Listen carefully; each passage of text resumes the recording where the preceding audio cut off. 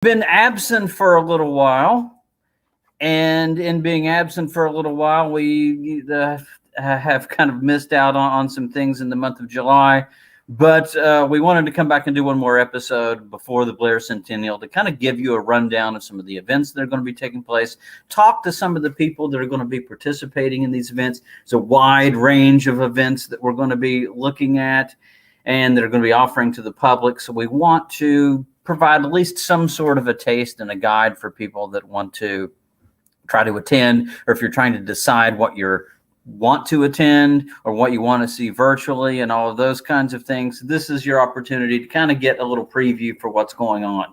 So let's get right into it. We've got a number of guests lined up that Kenzie has lined up for us tonight. So we want to start, though, by getting to our museum director, Kenzie New, who's been the maestro of the entire Blair Centennial. Kenzie, where are you here? I am here. Thanks, Chuck. Yes, so thanks for coming on. I know you had nothing else to do tonight, right? There wasn't anything else going on. There is plenty happening, which is exciting. You know, it's nothing to complain about for sure. Yeah, so tell us about some of the events that we have coming and give us a little overview. Yeah, so I am the director of the West Virginia Mine Wars Museum. Back in 2017, the museum received an NEH grant to do some long-range planning for the Blair Mountain Centennial. And all of this planning is coming to a head this weekend, this Labor Day. And we've got really something for everyone. Like if you live in the southern coalfields of West Virginia, I guarantee there's something happening in your county that you can attend this weekend. And you mentioned the range of things that are happening. There is so much going on. I feel like groups in and around West Virginia have just, said, this is what we do. This is how we're going to remember Blair Mountain. And I think it's really exciting to see so many folks talking about Blair Mountain this year. I mean, every time that I log on Facebook or Instagram, I see folks talking about Blair Mountain, and that's not, that was like taboo 10 years ago. So I'm really looking forward to it. I wanted to talk a little bit about the Kickoff event and what we're doing this Friday to kick off the Blair Mountain Centennial, these event series. So the kickoff event is going to be September 3rd in Charleston at the Civic Center. Doors open at 4 p.m. and we'll have tons of things that are happening in the lobby of the Civic Center that are completely and 100% free. So you don't have to have a ticket to come hang out with us. We're going to have lots of vendors and exhibitors. We don't have a table left in the space, which is pretty incredible. We're going to have like authors and books and publishers, unions. The UMWA is going to be there. The Wobblies are going to be there, both of which are sponsors of the Centennial. We're going to have some local string bands playing for us. And I think it's going to be like a really lively space for sure.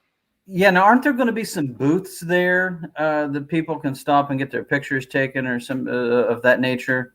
Yeah, we'll have a photo booth that people can come and hang out, take some photos and post them on social media and hashtag Blair100. We're also, the Mother Jones Heritage Project up in Illinois is going to bring down a 12-foot inflatable Mother Jones that we're going to blow up in the space so folks can see and take photos with. A 12-foot? Did I hear you correctly? Yeah, 12-foot. I already checked to make sure it's going to fit, and it will fit inside. Because at first we thought we were going to have it outside. And we'll also have like interactive exhibits there. The Mine Wars Museum is going to have a table there. There's going to be art makers and folks who are making and selling things for the Centennial. I think there's going to be, plenty to do before the concert at 7, which will be, like the main event that we're having. Yeah, is there part of an oral history project that's going to be taking place over there? Is anything? Yeah, unfortunately, the oral history project, that was the initial plan, and we're not going to be doing interviews this weekend because of COVID concerns. However, we will have a sign-in sheet. So if you're watching this and you're an activist or a Blair Mountain descendant or a UMWA member, come see us. If you're willing to share your story, we'd love to get your name, your number, a way to get in touch, because we do plan to do oral histories, just not over the weekend because there was some COVID concerns. Yeah. Okay. So that all sounds great. It sounds exciting. It's important for people to know that they don't have to have tickets to the concert to go to the Civic Center and see all the things that we have there, right? Yeah, absolutely. Now the tickets to the concert, there are only 3 left. I checked right before we hopped on.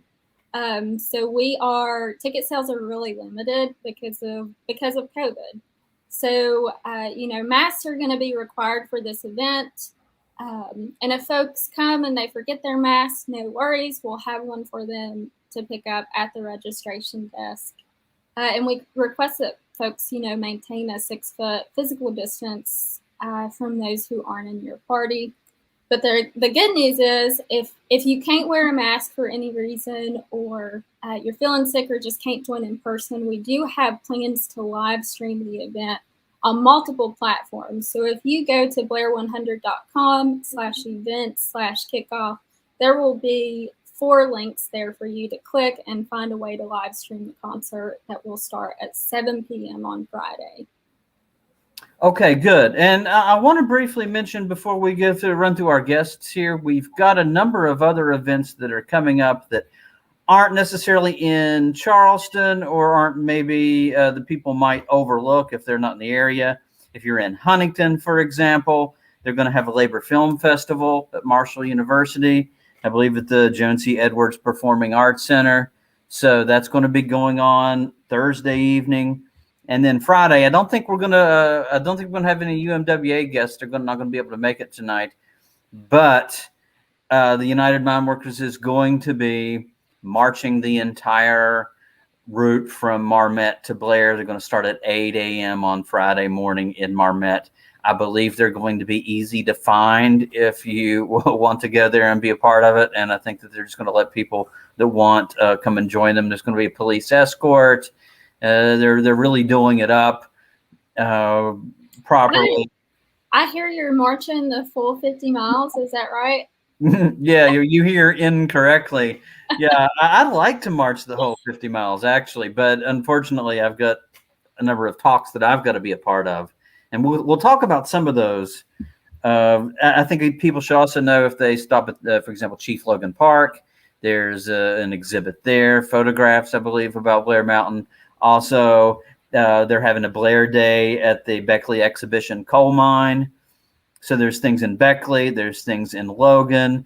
The Coal Museum in Madison is also going to be doing some things over the weekend. So you're right, almost anywhere you're at, there's going to be something. The Labor Symposium up in Wheeling, funded by the Walls Foundation, they're doing a Blair-themed series, and I've spoken there a couple times. It's always a great event up there in Wheeling. They're having guys like Bob Hutton and Hal Gorby give talks up there. So you're going to have historians, you're going to have artists, you're going to have a lot of different things going on. Did I miss anything? Well, I'm sure I missed something, but yeah. So I'll just say, for folks who are watching and you're figuring out which events you want to attend, if travel isn't an option for you, or you just don't want to travel, go to blair100.com/events, because we just updated our website so that folks can scroll through and see, if there's virtual options, which a lot of events do have virtual options that you can tune into, or if the event's being held outdoors. So if you go there, you'll be able to see that. And if you visit us at the Kickoff, or if you go to any in-person event across Southern West Virginia, you will get a free Battle of Blair Mountain Centennial commemorative journal. So we've got 5,000 of these that are being distributed, and it has a full schedule of events inside. I think it's a really great keepsake for folks that are interested in Blair Mountain and how we're remembering Blair Mountain in its centennial year. I think you'll really enjoy it. And just a couple more, I guess, pushes for you to come to the kickoff event, even if you're not planning to go to the concert. We will have union-made Blair Centennial merch. So I wanted to bring out upside down, my bad. I wanted to bring out our Blair Centennial red bandanas. We'll have 200 of these that will be available. So yeah, come grab the merch at the kickoff event. We'll have lapel pins, t-shirts, all kinds of commemorative goodies. Talk to me a little bit about this concert for a minute. We're about to bring on Saro Lynch-Thomason here in a second. But tell me a little bit about the concert itself. What can people expect to see if they go there? Yeah, so the concert, one thing that I think is really, really exciting about the concert is we're going to have two folks that are like the powerhouses behind the 1987 Mate One film soundtrack. So we're going to have Phil Wiggins come on, and he's our main headliner for the night. He'll be singing and playing some labor music and ballads for us. We'll also have Jerry Miles, who's a West Virginia folklorist. I think he's pretty famous if you're in the folklore community in West Virginia. I know he was a professor for a really long time in music, and he'll be there too.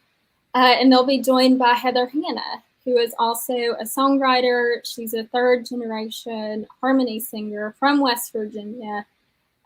So we're going to have lots of music, but we're also supplementing the music with spoken poetry and spoken, lectures and other performances. So, for instance, Crystal Good is going to come. She won't be there in person, but she'll be there remotely performing her poem, Civil Up and Rising.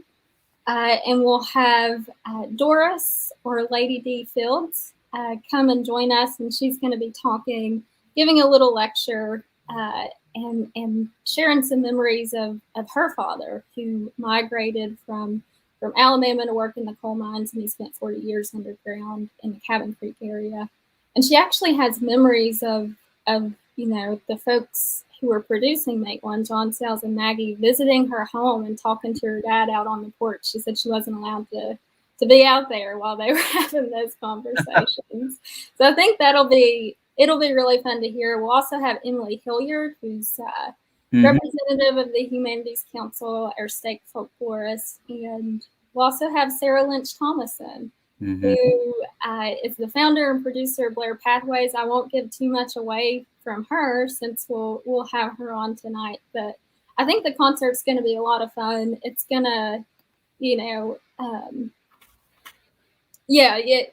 I've just been thinking about how songs have helped keep the history alive, and my papa often remembers like his dad singing songs and Mother Jones. So I think it's the perfect way to remember Blair Mountain this year. Yeah, and we're on today, August 31st is the day that the Battle of Blair Mountain began. So this is the actual 100th anniversary that we're talking, and the miners were singing, we'll hang Don Chafin to a sour apple tree as they were marching south. So yeah, there's music. And then, of course, how music continues to keep the history and those traditions alive. So why don't we get into it? You ready to? Thanks so much, Kenzie, for coming off. We're going to bring you back. We need to go over some COVID. Do we go over any more COVID protocols? I think we're good. I think we're good. Just if you're coming to the kickoff, wear a mask. And please check individual events for their COVID policies as well. And we'll see you hopefully Friday. Hope to meet a ton of people over the weekend. Okay. Thanks, Kenzie. All right. So let's bring on Saro Lynch-Thomason. Hey there. Hey, Sarah. How are you doing? I'm doing good. How are you doing? I'm doing well. I haven't seen you in a long, long time. I know it's been a while. It may be since 2011. Might be about 10 years, but I remember you. I think so. So, but I remember the Blair Pathways CD that I got very early on. I believe we have it at the museum, and it's still something that people stop by and check out. So, First of all, tell the audience a little bit about who you are and your work and the music that you make.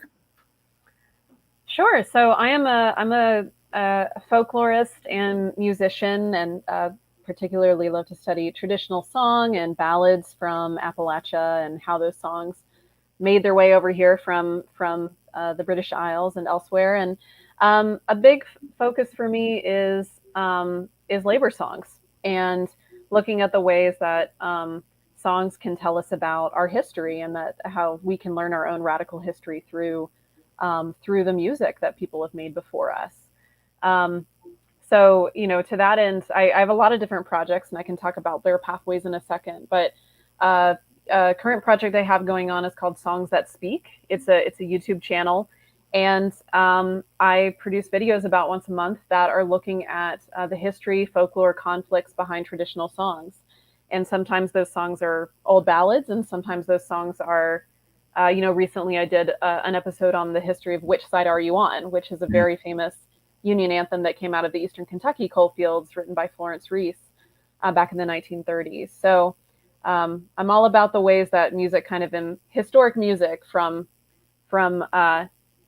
progressives of the past, if you want to call them that, can inform us now and empower us now.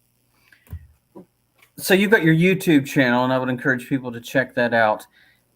How do you go about fishing around or digging around for old traditional songs? How does one do that? Let's say I want to find traditional music. How do you do that? That's a great question. Yeah. Fortunately, in the age we're in, there are so many different resources to make that happen. Sometimes I find songs that I'm excited about on YouTube. There are certain musicians that I look to for inspiration, and I live in Western North Carolina, in my neck of the woods. I listen a lot to musicians like Sheila K. Adams, who's a local ballad singer. But there are so many great archives in Southern Appalachia that have wonderful music from so many different singers over the last 100 years. So I've enjoyed checking out the Berea Sound Archives in Eastern Kentucky. A lot of their stuff is digitized, so you can check that out online. So there's a lot of places to dig these days to find inspiration.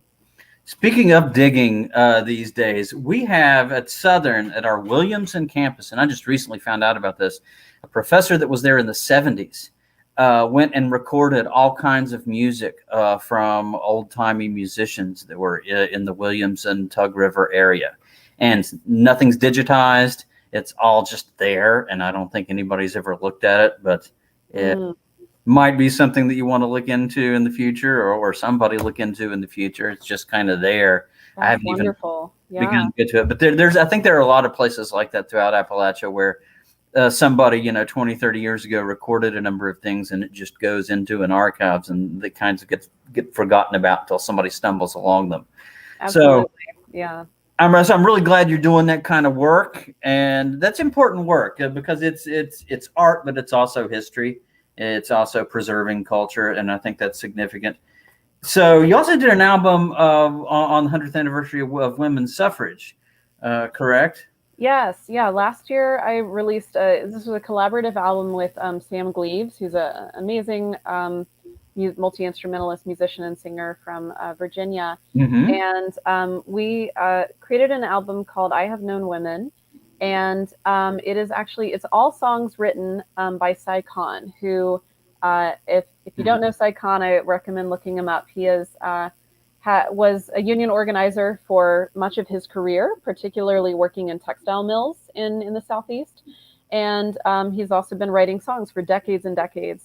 And so Cy had a wonderful collection of songs about women's experiences in America, including he's written quite a few songs about Mother Jones, not to mention a one-woman play about Mother Jones too. And we chose some of the songs from his collection and did our interpretations of those songs. And there's a theme to the album that is about women's suffrage. Yeah. Yeah. Some of the songs are pretty sad too. Oh boy. Oh yes. Oh yes. I mean, some of them are not pick-me-ups, but no. Well, a lot of women's history isn't, right. isn't a pick-me-up, But oh, cool! I see a link now that there you can go look Sarah Lynch T at bandcamp.bandcamp.com. You can check out the songs. Yeah. So that's a recent project. Well, good. Well, I'm hoping people will check that as well. Okay, tell us about Blair Pathways and tell us about what you're going to be doing for us this weekend. Sure. So Blair Pathways is a project that I started in 2011, and it was inspired by the March to Blair Mountain, which was put together by a number of organizations, the Sierra Club, Appalachia is Rising, UMWA, a lot of different folks were involved.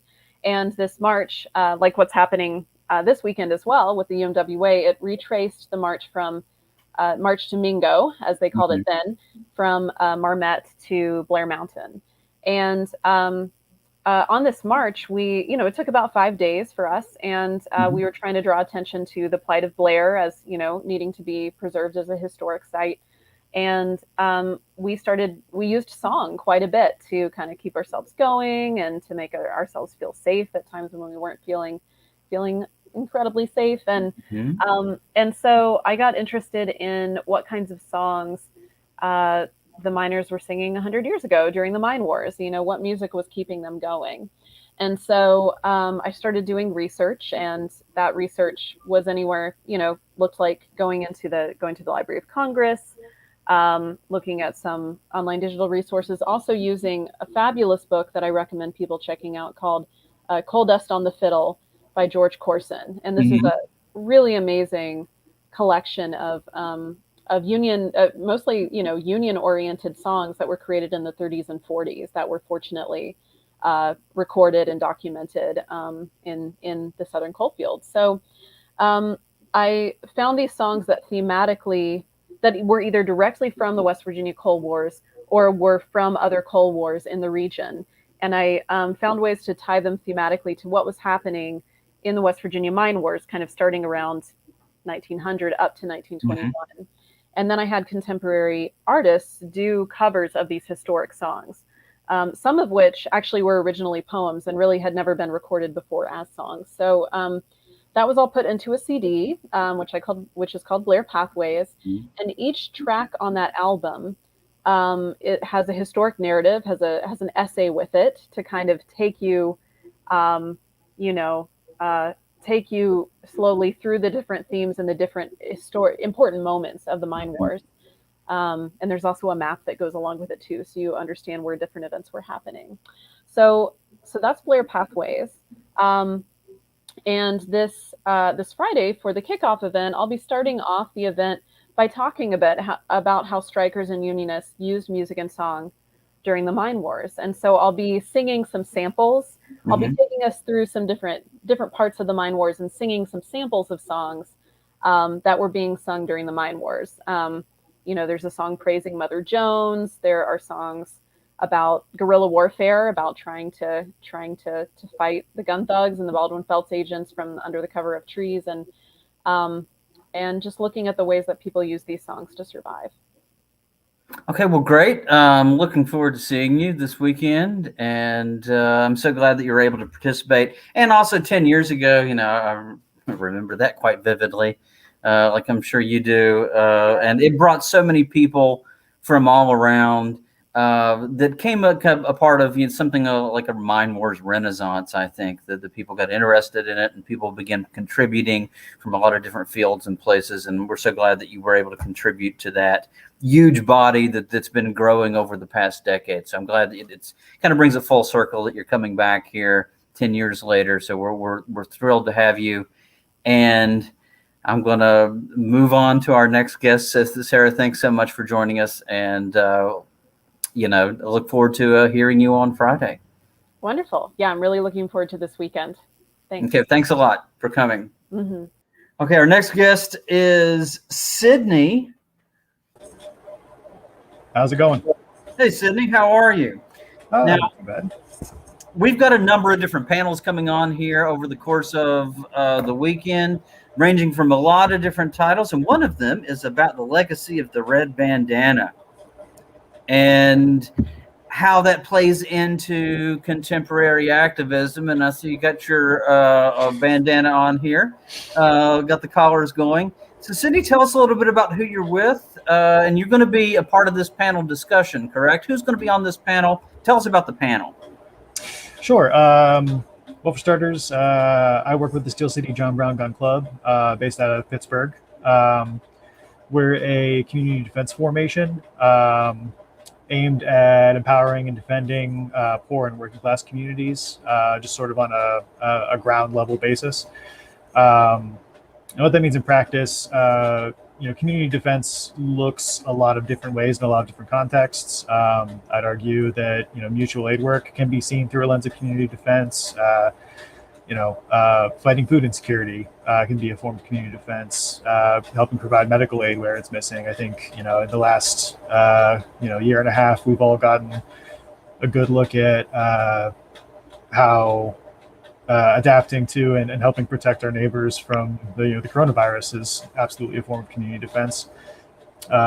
It's also occasionally involves helping to directly meet violent threats to our communities and to our neighbors. Mm-hmm. And so we do all of the above. One of the things that we do is we provide free firearms training for folks in our communities, both for just encouraging responsible, healthy gun ownership, as well as providing people with the means and expertise to defend themselves and their families. We also do work. Pardon me. We also do work trying to intervene in right-wing cultural spaces to sort of help interrupt patterns of white supremacy and reactionary violence.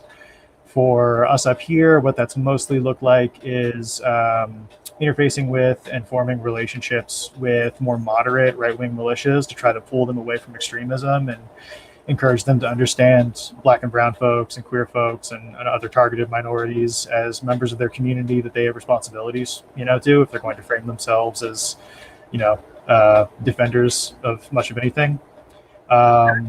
It also means providing material support for communities who are being actively threatened by misogynistic or sexist violence, white supremacy, classist violence, threats against the LGBT community. So occasionally we help out with forming security plans for political events, for cultural events. That's a large portion of what we do. And okay.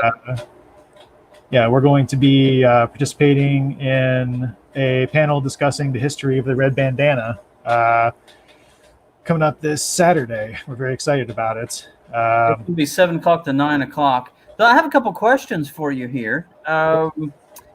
You call yourself John Brown Gun Club. John Brown, of course, he was tried in the same courthouse that the miners were tried in during the treason trials, the Jefferson County Courthouse. So there's a connection there to main treason trials that took place in West Virginia. What does the name John Brown mean to you? John Brown is a model for really anybody, but especially how white folks can and should stand up in solidarity with communities who are targeted by state violence, by reactionary racist violence.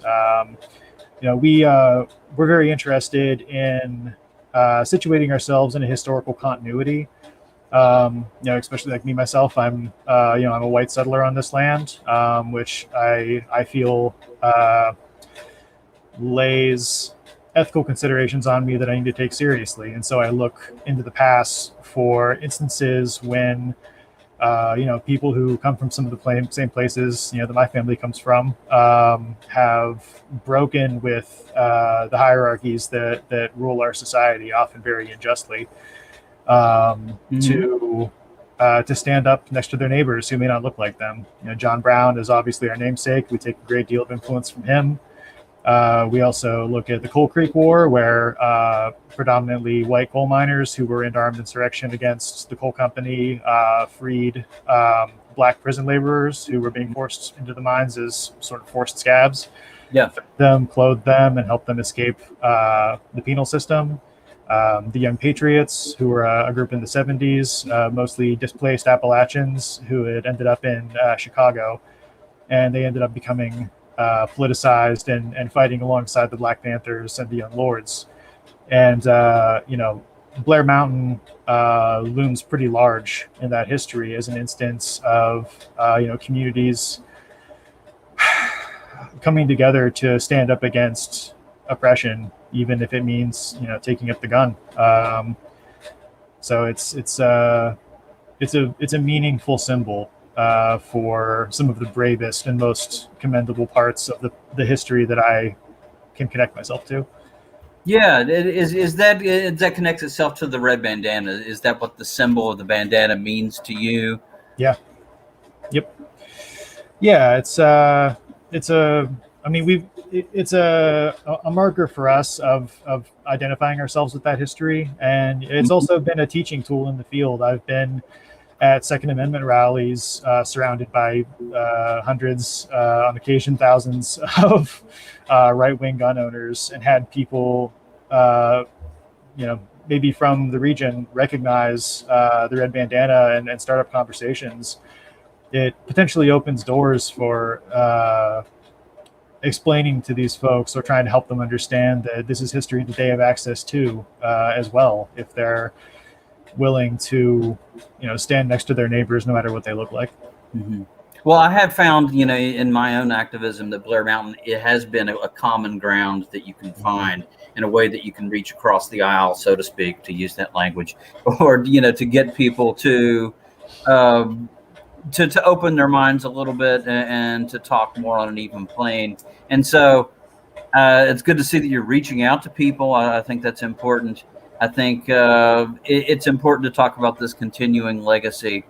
Where were you when you first heard about Blair Mountain? Do you recall? Do you know when you first heard about it, or who introduced you to it? Yeah, I mean, I grew up in West Virginia, so it was sort of in the background. Where'd you grow up? Northern West Virginia primarily, then some of the Panhandle. It's sort of in the cultural background there. And then when I got to college and really started digging into the history, it became more of a fascination for me. And then the first political work that I got involved with was actually fighting MTR, mountaintop removal coal mining. And the connections there are pretty palpable as well. So it's a thing that I moved into slowly, and it's been a symbol that I've sort of I've tried to humbly carry along with me the entire time. Well, great. Well, we'll look forward to hearing what you have to say on Saturday night. Legacy of the Red Bandana, 7 to 9. Sidney, thanks so much for joining us, and I hope to be there. I hope I'm not too tired. I'm giving 2 talks earlier that day, but I hope to be able to make it over there. It's close to where I live. If not, I'll be joining you virtually if I'm not there. So look forward to it. Have a safe trip down, and we'll see you this weekend. Thanks for joining us, Sidney. Absolutely. Thank you. Mm-hmm. Okay, next we got Reverend Brad Davis from Logan, from L.A., Logan area. Right, the Logan area. Good evening. How you doing, Brad? I'm good. How are you, sir? It's a pleasure to be with you. Yes, it's amazing that we haven't met before. Considering I've worked in Logan for a little bit more than a decade. I'm there 2 days a week. And how are you guys doing with the floods, by the way? Or how's the water over there? So far, so good. But we're expecting a lot more rain tonight, and things could get a little bit crazy by tomorrow morning. But we're praying that doesn't happen. Now, you are with the Unitarian Church, correct? No, United Methodist Church. Sorry, not United. That's fine. That's fine. Sorry, I was looking at another list. Yeah. United Methodist. I've got some dear Unitarian friends. It's fine. Okay, how long have you been in Logan? I have been in Logan for just over a year, pastoring a church here in Logan, Nybert Memorial United Methodist. But I am originally from Williamson. I was born and raised in Williamson. So I am a proud son of the Coalfields, from the ultimate destination of the march to Mingo. So. Okay, well, great. So you're doing this People's Church service. Yes. So tell me what this is all about. People's Church. Yeah. Yes. So So during the time of during the labor struggle here in the coalfields in the early 20th century, we had this the company system where you had these company towns which came with company housing and company stores and company everything, including company churches. Mhm. So you had, in effect, what you had is churches that were built by the company, paid for by the company. You had pastors, ministers, clergy who were brought in by the company, paid by the company, and therefore, as Carl Sandburg says in his poem, "Company Town," the company preacher teaches what the company thinks is right. Right. And so once things started to heat up here in the coalfields, long about the time of Paint Creek and Cabin Creek and all the stuff that happened there, you had the miners and their families begin to see that the company church was actually nothing more than a tool that was being used by the company to oppress them, to keep them in their place, so to speak. So you began to have, in particularly in the tent colonies, once the miners and their families started to be evicted from their homes during the strikes, you had this grassroots spiritual movement start to take hold in these refugee camps that came to be known as the organized church. Or as I would like to call them, the People's Church, which is the complete antithesis of the company church. This was the church of the workers, for the workers, by the workers. Okay. So what we are doing in Logan on Monday, September 6th, Labor Day morning, is we are reimagining what a People's Church worship experience would be like. Worship as an act of resistance. So that's basically the gist of what's happening in Logan on Labor Day morning at the Coalfield Jamboree, by the way. Yeah, the Coalfield Jamboree downtown. It's a pretty big space. It is. Coalfield Jamboree. So you're going to be able to have plenty of people there that can come and that can come there. So, and I'm really interested in this philosophy because, of course, in Logan itself, in Logan County, you had the company churches in the various coal camps, and then outside of the coal camps, of course, aside from the tent colonies, you even had a few denominations. Methodist, Baptist, and Churches of Christ were the big ones that you found in Logan County. In fact, 100 years ago. And it's where miners could go to feel like they were getting something that they weren't getting in the company churches.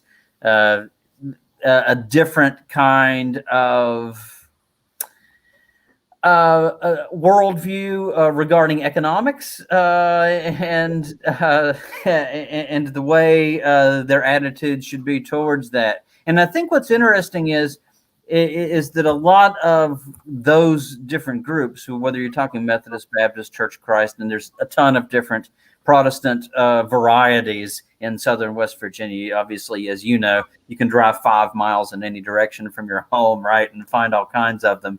I grew up in Lincoln County, right next to Logan County. It's the same way, right? They're everywhere.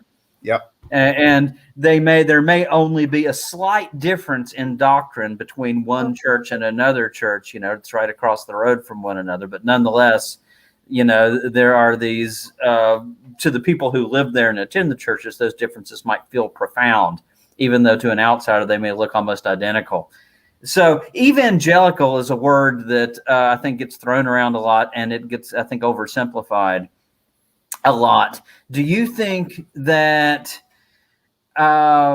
what do you think if you could set down people in these that preached in these tent colonies with members, and I'm not picking on any specific denomination here, but if you could, take people that are churchgoers now and put them in a church service in one of these tent colonies or in one of these country churches 100 years ago. What do you think would be? How do you think that would go? Do you think that there would be some surprises? Do you think that there would be some things that each different group may not recognize in the other? Well, we're going to try to give everyone as close of a dose of that as possible on Labor Day morning at the People's Church service. But yeah, you touched on it. I think what would be most profoundly different is this the emphasis on the humanity of the people, that God intends for people to live life and have life and live it abundantly.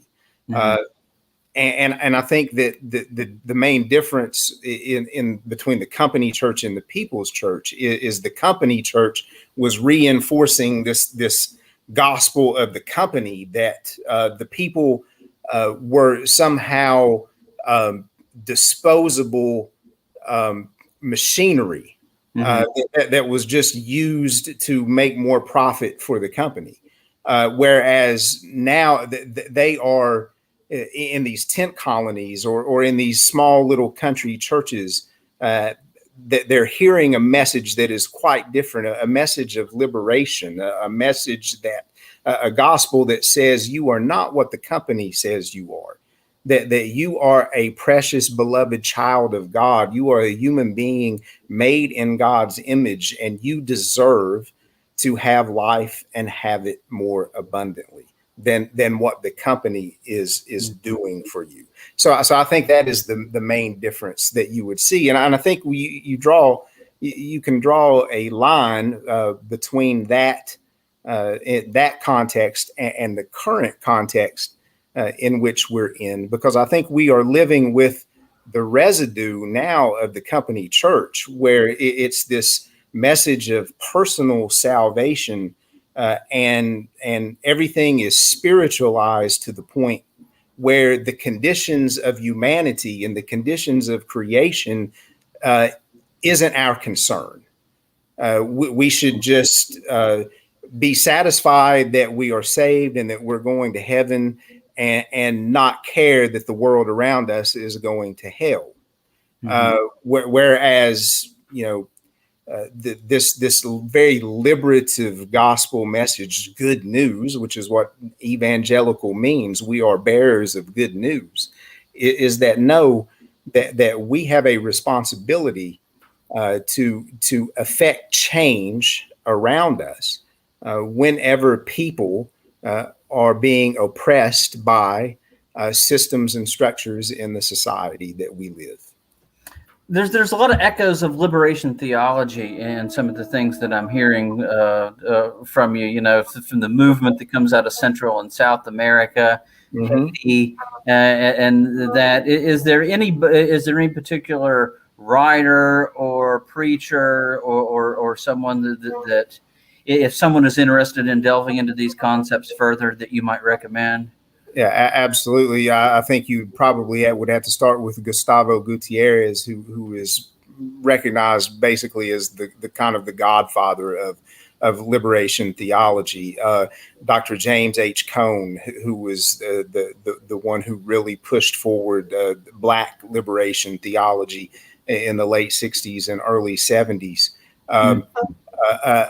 The writings of, even though he's really not considered a liberation theologian, but the writings of Oscar Romero and his sermons would be very beneficial to help understand this theological strain that emphasizes the image of God in each and every person.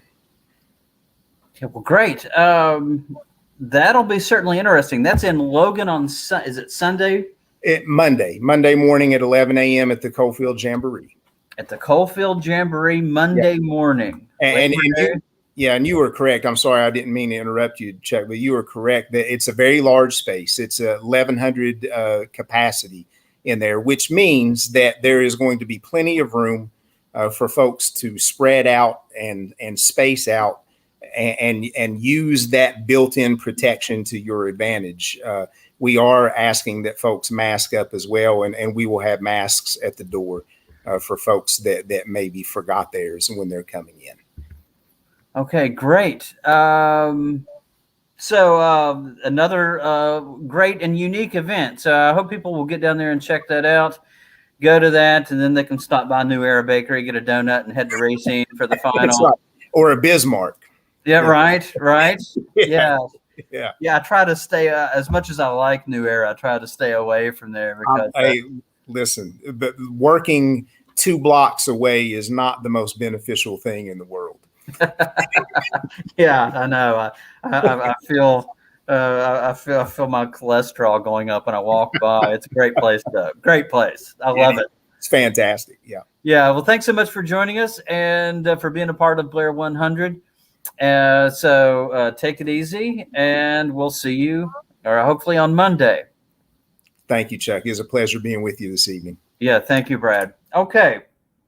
So with all of that going on, we have so many different events in so many different places. I didn't mention the town of Welch. They're going to be doing some great stuff all day Saturday. They've got a play. They're going to do a screening of May 1. They're going to be reenacting Sid Hatfield's and Ed Chambers' murder on the McDowell County Courthouse steps. So you've got a full day of events in Welch if you're down there in McDowell County. Saturday is big for events in Charleston. So if you're in the Charleston area, it's a good way to stop by there. Lots of events in Charleston. And also in Matewan. Of course, Matewan is it's kind of a centerpiece of our hearts at the Mine Wars Museum. It's where we really celebrate the history the most. It's where we found a home for the history. In Mingo County, we're so grateful to the people in that community. And for the support that we've gotten over there. But we've got some events there that are going to be taking place Sunday night. It's a walking tour of Matewan itself. And that's going to be me and Wilma Steele are going to be ushering you around. We're also going to have a Mother Jones reenactor there, by the way, that's going to give portions of the speech that she delivered, and we've got a copy of this speech that she delivered when she came to Matewan as an organizer in the spring of 1920. So we're going to have that. We're going to be taking you around the town, not just the museum, but we're going to look around the town, look at the history, because not just is this place central to the events of the Mine Wars, but you also have the Hatfield-McCoy feud. And so Wilma's going to be there. If you don't know who Wilma Steele is, you should. Wilma has been one of our founding members at the Mine Wars Museum. We wanted to bring her on tonight to talk, but I think she's a little tired this evening, wasn't able to make it. So come and see me and Wilma as we take you around and we show you exactly the spots where all the history took place. And I'll talk about the events that led to the Battle of Blair Mountain. Don't forget that the miners that were marching towards Blair Mountain were trying to get through there. Blair Mountain was never the destination. Mingo County was always the destination. And something important to remember about the battle itself is the miners that were marching, most of those miners were already unionized. They weren't fighting for their right to unionize. They weren't fighting for their own freedom in the workplace. They were fighting for the freedom of other people in the workplace. And we often talk about our military, rightly so, as saying that, you know, they sacrificed themselves for other people's freedom. That's what the coal miners of 1921 did. They were sacrificing themselves and laying everything on the line for the freedom of the people who were in Mingo County. So come there and see the place itself and see the town itself. Kenzie, do you want to come on one more time, or are you able? Kenzie has been having some electrical issues over in Huntington, and I don't know if she's going to be able to join us or not. Are you there for the moment? I am here for the moment. My power went out yesterday too, and it went out a minute for during the broadcast, but yeah, I'm here. Okay, great. So let's wrap up, Kenzie. What else do you want to go over before we say goodbye to people? Yeah, I'll just say visit this link right here, blair100.com/events. If you're planning a trip to come out to one of the Blair Mountain Centennial events. We are obviously planning in a very fluid time, so check back, make sure there's no changes before you make the trip. And of course, you can always reach out to us at the museum. The West Virginia Miners Museum has been the lead organizer of the Centennial, and it's been so much fun to work with all these different partners across West Virginia and across Appalachia, because we had an event in Pittsburgh, and we're going to have a couple events in Virginia. And I'm really looking forward to actually meeting folks that I've been talking to on Zoom or on the phone for like the past 3 years. So yeah, check out our website, pick up a copy of the journal, and yeah, we'll see you hopefully this weekend. Yes, and before we end, I want to say a special thanks to you for all the work that you've done over the last 3 years. My goodness, it's been a ton of stuff, and I've only really got to see a glimpse of all the work that you've done because you're working with all these different committees. And I want to thank Catherine Moore, our president of the Mine Wars Museum. She's been behind the scenes, but she's been doing a ton of stuff from the beginning. Everybody on the core team and all the other board members of the museum. Everybody from Wilma to Lou, to Francine, Barbara Ellen, who's our our fundraising wizard for us, and all the other folks on the museum. Katie, I don't want to miss anybody's name, but the whole board has just done tremendous work. I sometimes feel like I get more credit than I deserve because I'm a more public face of the museum. I'm always giving interviews and always, on camera. But those folks that aren't on camera that are doing the really important work that isn't getting recognized, and they deserve all the credit in the world. And so I want to thank all the members of the board and all the members of the core team and all the great work that you've done. I've seen it up close. I've seen what you all have accomplished, and it's just been great to be a part of it. So congratulations on setting up this amazing series of events. Yeah, thank you, Chuck. And I want to give a shout out to the core team especially. So we've got myself, Kat Moore, Karen Bryant of the Battle of Homestead Foundation, who I think is on here tonight. I've seen her comment a couple of times. Hi, Karen. Yeah, hey, Karen, what's up? She's been so fabulous to work with, as well as Aaron Bates of the United Mine Workers of America and their international office, who has just always stepped in and stepped up for the museum. And then also Kyle Warmack, who is a program officer at the West Virginia Humanities Council. He just installed a great interpretive exhibit trail across the Miners March. So from Marmet to Blair, actually, if you drive that route today or any time before September 12th, you can see some pop-up exhibits that are just absolutely fabulous. They look great. They look great. They look great. If you go take a picture, post it online, #Blair100. There's too many people to thank who have really been behind the Centennial. So it's not just the core team. When you look at that schedule of events, it's all the partners who've done the really heavy lift, I think, to make it happen. And I'm really grateful for them. And I think, in 20 years when folks look back, they'll be, really, really proud. It's been such an honor to be able to do this literally once in a lifetime event. I hope we do justice to the story. I think we are. Yeah, I want to shout out also to Courtney too for setting up our Solidarity Gallery and that amazing exhibit space that we have there. And Sean, of course, I didn't mention Sean, but Sean is always doing stuff for us. Seems like he always will. And shout out to UMWA Local 1440. We are now, the museum moved last year.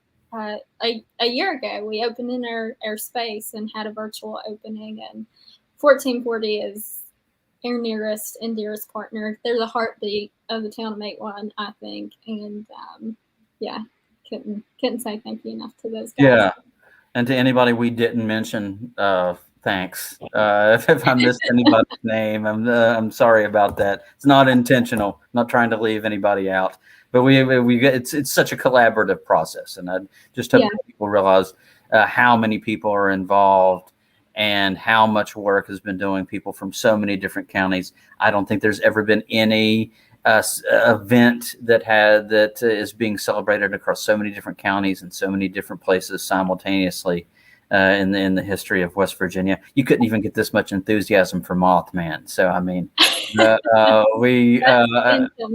that's saying something. So I thought we've done. It's come such a far way in 10 years. We want to thank all our museum members that make our work possible. You guys have been tremendous in supporting the museum over the years. Thank you for watching and for listening.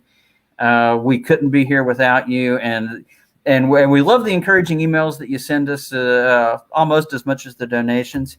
But thanks so much for all your support. And that's about all I've got. Kenzie, are you good?